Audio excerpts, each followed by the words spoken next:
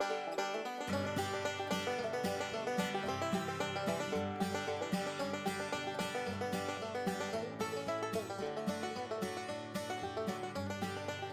there, it's Jackie Bolhuis from Klompen Stampers.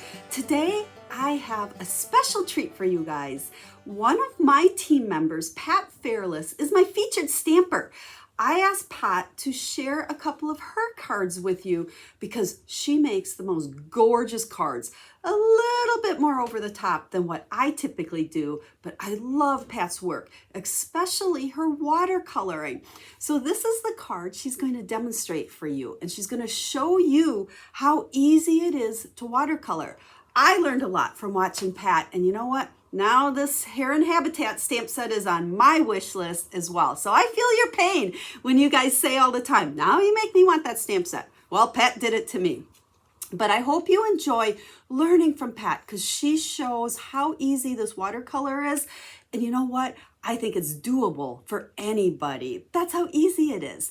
So Pat, like I said, is one of my Klompen Stampers team members. Now, in the description of this video, I will have a link to a blog post. It will have the details for the cards she is going to share with you today, as well as a few other ones that she made using the stamp set. I'll also have a link to her website. You can go check out all the other fun projects that Pat makes as well. She's a fantastic stamper, so I hope you go check out some of her projects as well. So now we're going to just flip this over and let Pat share with you how to watercolor and make this card. Enjoy, Pat. Learn lots. We'll talk to you soon. Hi, Stampers. I'm Pat Fairless, and I am part of Jackie Bolhuis's Klompen Stampers team. And for the month of August, I am her featured stamper. I created 4 cards with the Heron Habitat bundle. And today I'm going to show you how I created the watercolor scene on one of those cards. I'm going to bring in my Stamparatus. Usually when I use watercolor paper, because there's some texture on the background, I like to use the Stamparatus to make sure that I get a nice clean stamp. And if I have to stamp again, it's easy to do that. So I'm going to go ahead and do that. I have his feet covered because you can see here that he's standing in water, so I don't really want to be able to see his feet. I want it to look like his feet are submerged. So I've covered his feet with some masking tape, and I'm going to use black StazOn to ink him up. And then the key thing, which I've done many times, is to not forget to remove the masking, because if you don't remove it, you got a real stamping mess. So, all right, let's see if we need to do them more than once or if once will be sufficient. Yeah, he needs a little more ink, doesn't he? So we'll mask his feet again and go ahead and ink him up good. Great thing about the Stamparatus, you can do this multiple times if you have to. That off. Give him a good press. Let it sit there for a couple seconds or so to try to get the ink to transfer. It's not super critical. The main thing is to get his legs, because I'm going to be covering his body with a cutout anyway, so the body isn't as important as the legs, but that looks a lot better. So let's go ahead and use that, and I'll set my Stamparatus aside and bring out my watercolor painter and my ink. And I'm going to lay this other card here so you can kind of see what I'm doing as I do it, I hope. So the first thing I'm going to color are the green areas. So I'm using Granny Apple Green to do that. And I've got a little ink in my lid. You can also use a block to pick up some ink. I like to use the lid because I can add some water to it a little bit easier to help control the amount of color I have. So I'm going to start with this larger area over here and just kind of come in and scribble in some grass. We're not going to be real picky about this. We're just going to kind of make the area green, and then we'll come back and add some layers to get a little bit more dimension and texture to the area. And remember, everyone is going to look different, so no sweating whether it looks like the one you're trying to copy, right? So now I'm going to pick up a little bit of the darker color, test it over here. If I need to bring in a little water, I can, so it's not too dark. And just come back and add a few streaks of a little bit darker. And you can see that gives it a little bit more dimension. We'll probably let that dry and even come back and add a little bit more. Now I'm going to work on this tree line over here. You can see that hopefully. All I did was take my watercolor painter and kind of work it up and down. Now this tree line is meant to look like it's in the distance, so I don't want to make it too tall because I want to make it sure it looks like it's kind of far away. But you want some variation in the heights. Trees are different heights.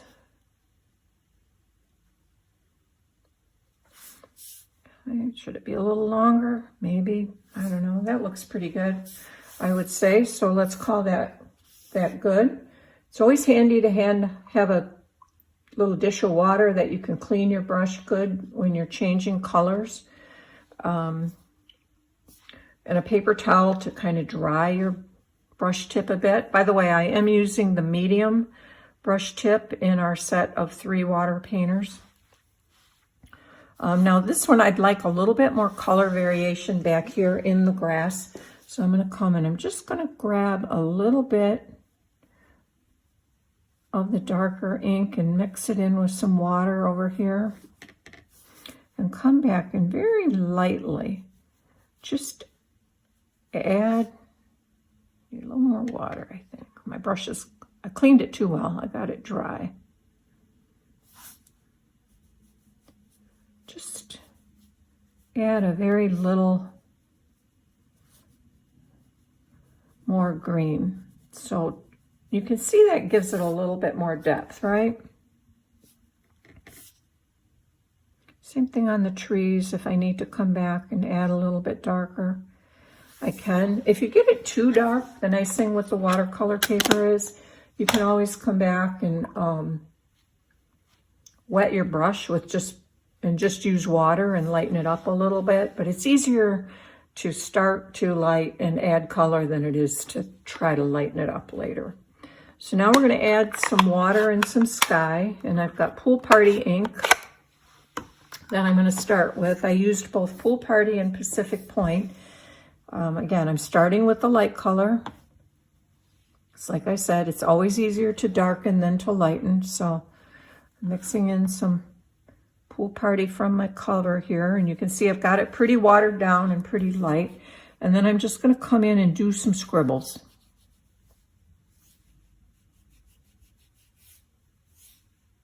Nothing very precise or exact or careful about this. In fact, you get too careful and you play with it too much. Sometimes it looks better if you just don't overthink it and you just come in and make, like I said, scribbles. So I'm going to kind of blend behind here, behind him into the grass a little bit. And because it stays on, I can go right through his legs without having to worry about the black ink blending or washing in or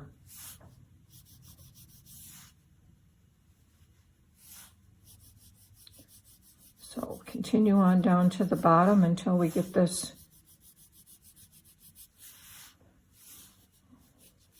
now that's pretty much scribbled, right? You should uneven the edges a little bit. I maybe got it too equal here and there, so just bring some out in some different areas to make it look a little less straight and even all the way down. I'll just bring some out. And then I'm going to come back with the pool party, and in spots add some more color. Just where you might think there's shadows. So if I in my mind, I think if the sun's coming here from the top right piece of my card, then the shadows are going to be behind him, and that's where I would want to add some, perhaps a little darker color. And since I'm covering up this body, I don't really have to be too careful if I get color in the heron. That's fine, because he's going to get covered up anyway. So, okay, couple little dark streaks maybe down here in the bottom. And let's add a little darkness here and there in the sky. I need a little more water in my brush. See how that helps blend it if I just squeezed out a little water? I didn't even really have to go add any more color.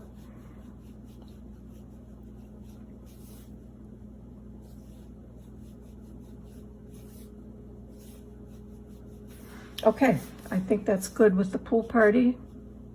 Sometimes you just have to quit, because there is a tendency to like, just want to keep coloring and coloring.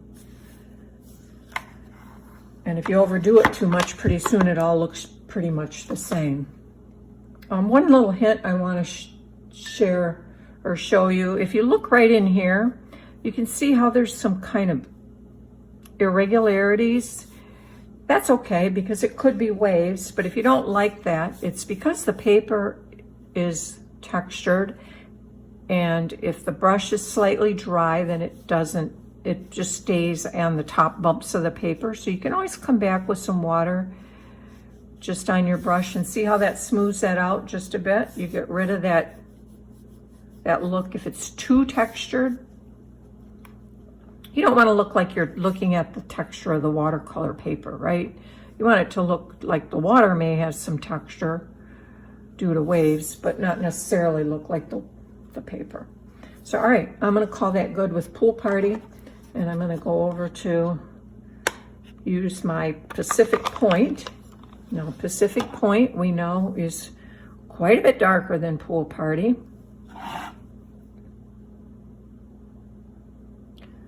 So I'm just going to pick up a little, and again, this is probably I'm going to use this more down in the water than I do in the sky. I want to keep my sky fairly light, and I'm just going to come in a few places. Again, maybe in the shadowed areas, come in underneath his body, between his legs down here where it's going to be in the shadow, behind him.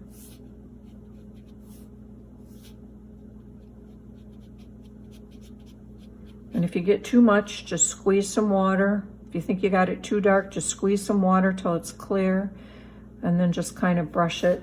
You can also use a paper towel to pick up some of the color if you want. See how that picked up quite a bit of the color right there where I felt like maybe I had just a little too much. You have to be careful you don't take too much away. Okay, so let's add some color down here.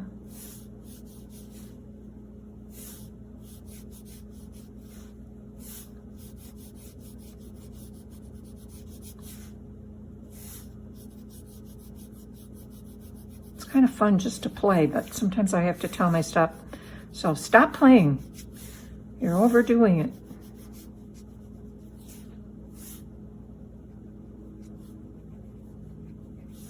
All right, let's call that good. Do I need some up here? I don't know. Anything? I might just try to pull a little of this pool party.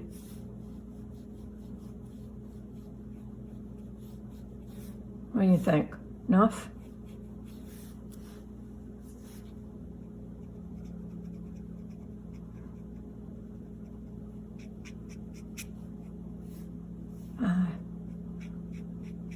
All right, let's call that good. So that completes our watercoloring. Pretty quick and simple, right?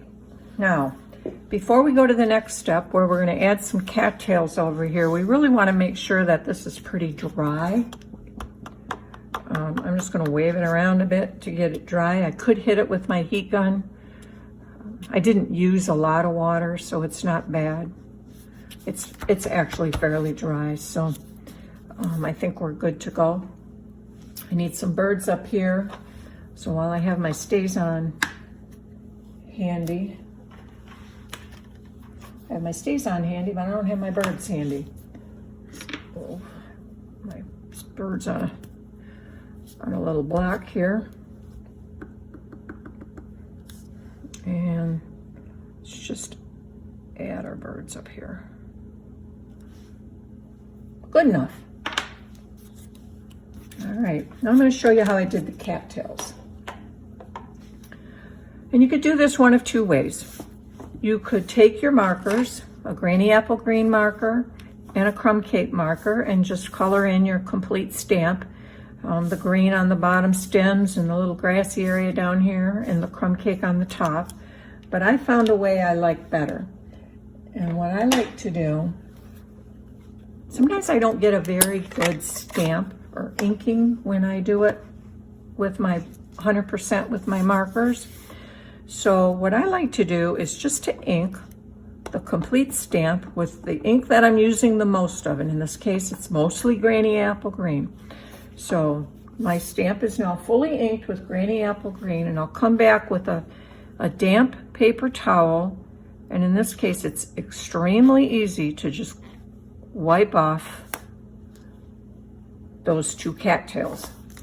And then I can take my crumb cake marker and color the two cattails. I think it's quicker and easier, but you do what's best for you. So now we're going to add some of these in here, just kind of randomly. Now you want to clean your stamp between, because you don't want to put your crumb cake cattails in your green ink pad if you can help it. So just clean it all and then redo it with the Granny Apple Green. And I think I put 3 sets of cattails on here. So here's set number 2. And we will stick it so it's in a little bit different location than the first one. Let's try that. Guess what I forgot to do? I forgot to ink my cattails. So the easy way to fix that is you now just take your marker and you draw your cattail in. No worries. Cattails are easy to draw. And if you didn't want to do that, you could actually just leave the cattails off and just have some extra grass. That's fine too. Okay, see, no worries. So let's do one more. And that's good. That's enough cattails. Now the one thing I want to go back and add just a touch with the pool party and maybe the Pacific Point is around the heron's legs. We could have what we might want to look like a little bit of ripples. So we can kind of just go in and make some circles just to make it look a little bit more like there's ripples around his feet. Okay, and you could do that with the pool party too, but I think I'm gonna let it go. I think it's good the way it is. All right, so now I said I was going to pop up his body a bit, so I wasn't real worried how this was stamped. And I have that done already, so I'm gonna put him on here with dimensionals.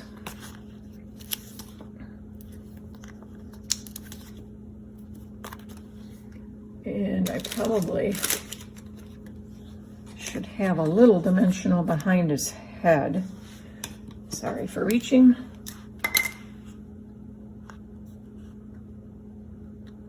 I'll just cut one of these tiny dimensionals in half so I can get something up here on his head.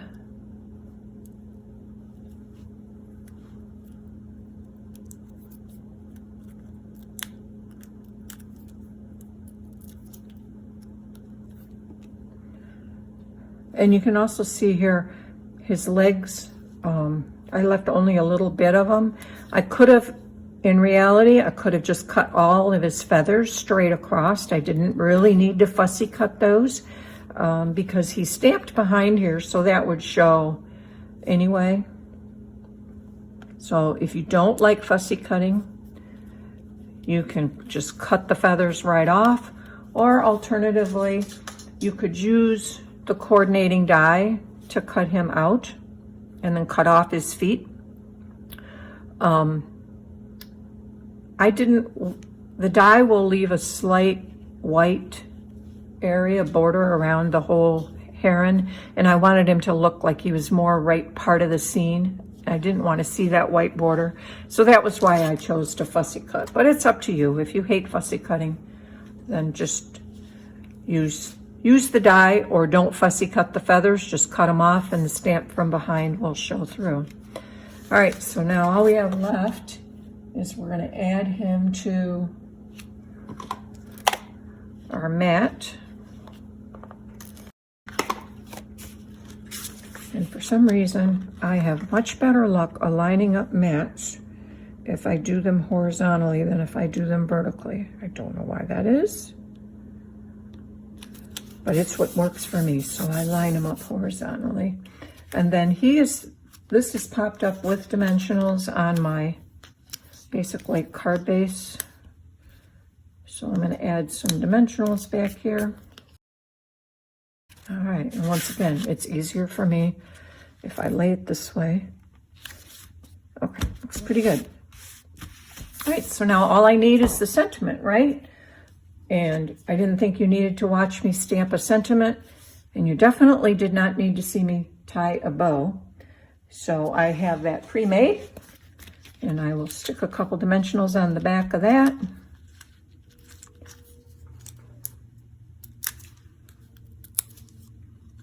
And put him on the card. The sentiment is from the Heron Habitat stamp set. This die is a cute little die that's part of the Heron dies. There's another one that's very similar. You can see it's got a little heart here on the end. Isn't that cute? Which gives you a little opening to attach your little silver cord from Simply Elegant Trim. So that's it. That is my card. Now, I will show you the inside. I have it finished. I just added a simple cattail on here. I didn't think you needed to have me show you make that. So I hope you like this card. I hope you learned a little bit of something about watercoloring. And again, thanks to Jackie for having me share this with you. Thank you. Have a great day. What'd you think? Did you like Pat's card? And do you think you can do it? That watercolor really is easy the way Pat showed us how to do it. So again, make sure to check out Pat's website. You'll find the link on my blog post, which the link to that is in the video description. And if you have any comments or questions, please leave them. Pat will be watching the comments as well. I think that's one of the very first videos that Pat has actually done. So show her some love, leave her some comments, let her know what you think of her project. And more importantly, go check out some of the other projects she's made on her website. So thanks for watching, and I'll be back stamping with you real soon. Have a stamp happy day.